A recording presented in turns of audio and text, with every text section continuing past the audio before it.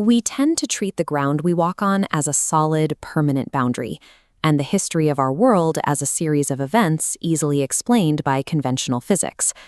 But the records from 12th century Suffolk, England, describe a moment where that physical certainty began to unravel. In the village of Woolpit, farmers had dug deep, ancient pits to protect their livestock from wolves. Out of the darkness of one of these pits, two children, a brother and a sister, emerged into the midday light. They were dressed in garments of an unknown, shimmering material, and they spoke a language that bore no resemblance to any human dialect the villagers had ever heard. The most jarring detail, however, was their physical appearance. Their skin was entirely, unmistakably tinted an emerald green. Modern attempts to explain the event often lean on theories of extreme malnutrition or arsenic poisoning. However, looking at the Woolpit incident as a medical mystery ignores the specific details provided by the witnesses. This was the first documented case of a pattern that points to a much thinner veil between our world and others. Much of what we know comes from the testimony of the surviving girl. After she learned English, she provided a rare look into the environment she left behind. She described a home that she called St. Martin's Land, a realm of perpetual twilight where the sun never reached the horizon, yet everything was bathed in a soft, permanent luminescence. Her world was separated from our surface world by a silent subterranean river. The children heard a heavy booming resonance before their displacement. In quantum research, high-frequency acoustic waves are theorized as the catalyst needed to destabilize boundaries between dimensions. The transition had immediate biological effects. Adapted to a completely different atmospheric and nutritional spectrum, the children's bodies initially rejected all earthly food, only recovering once they found raw green beans. Their sudden arrival suggests they didn't walk through a cave, but were instead caught in a frequency shift, a cosmic glitch that temporarily bridged a twilight realm with medieval England.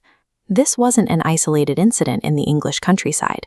It's part of a recurring global pattern that continues into the present day.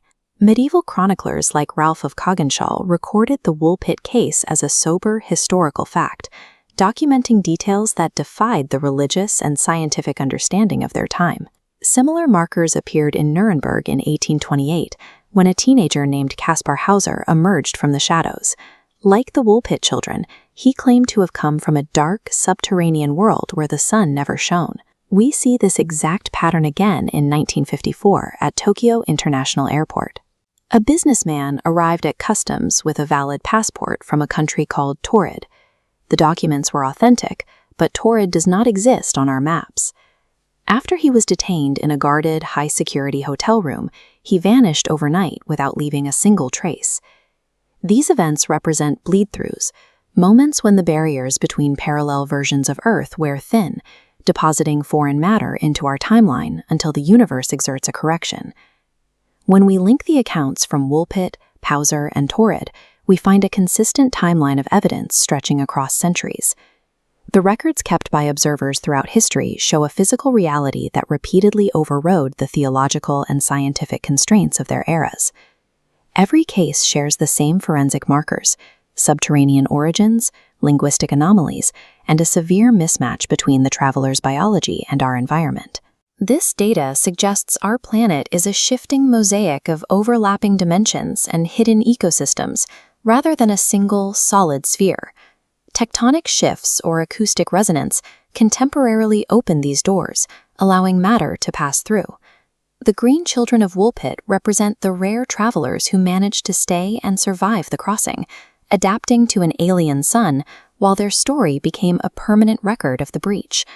Their presence serves as a reminder that Earth is porous, and that parallel realities may be existing and watching just beneath the surface of our everyday lives.